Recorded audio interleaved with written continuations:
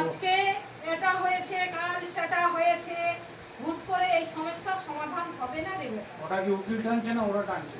ওরাও টানছে আর উকিলকেও বলেছে আরো সময়, কিছুটাই সময় দাও। এই করতে করতে পরপর পিছিয়ে কিন্তু যাবে। ওরাই তো ডিভোর্সের জন্য এতদিন ধরে চেষ্টা করছে, টাকা পয়সা লাগিয়েছে, ওরাই পিটিশন জমা দিয়ে কাজটা করছে।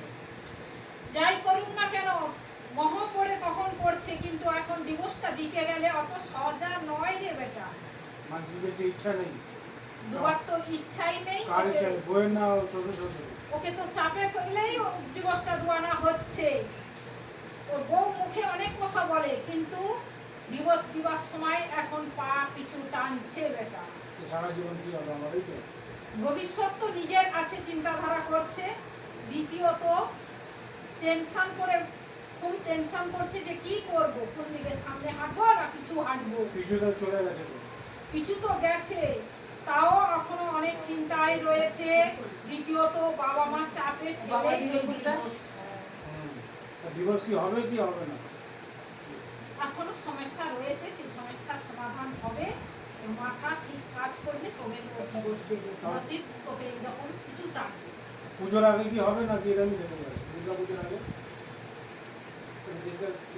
বলো, দুর্গা পুজোর আগে হবে কি হবে না? দুর্গাপুজোর কেন, ওর মস্তিষ্ক যদি ভালো থাকে দুর্গাপুজোকে অতদিন লাগবে না, তার আগেই দিয়ে দিবে। কখনো মস্তিষ্ক ঠিক থাকে, স্থির হয়ে থাকে যে এই বুঝি সামনে সপ্তাহে দেবো কি এর আগে 2-3 দিন আগেই দেবো, এরকম ও চিন্তা ভাবনা করে। তারপরে পরক্ষণে আবার চিন্তাধারা নেয় যে পিছিয়ে দিই। এই করতে করতে তোর জেদ টানতে থাকছে বেটা। তা কি হবে না এখন? এখন কোনো মতেই সমস্যা সমাধান হবে না। মানে আবার সামনের সপ্তাহ বলবো কোনো কারণে বানিয়ে কোনো কারণ ছাড়াই এইরকম পিছনা হবে। তাহলে কেউ কি আবার ফিরে আসবে নাকি এত কোনো যাবে? ওর সে মাথায় এখন চিন্তাধারা অন্যরকম ভাবছে।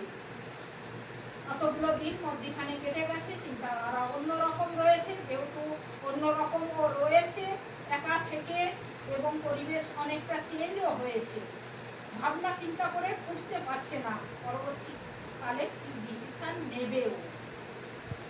সে ডিসিশন কি হবে?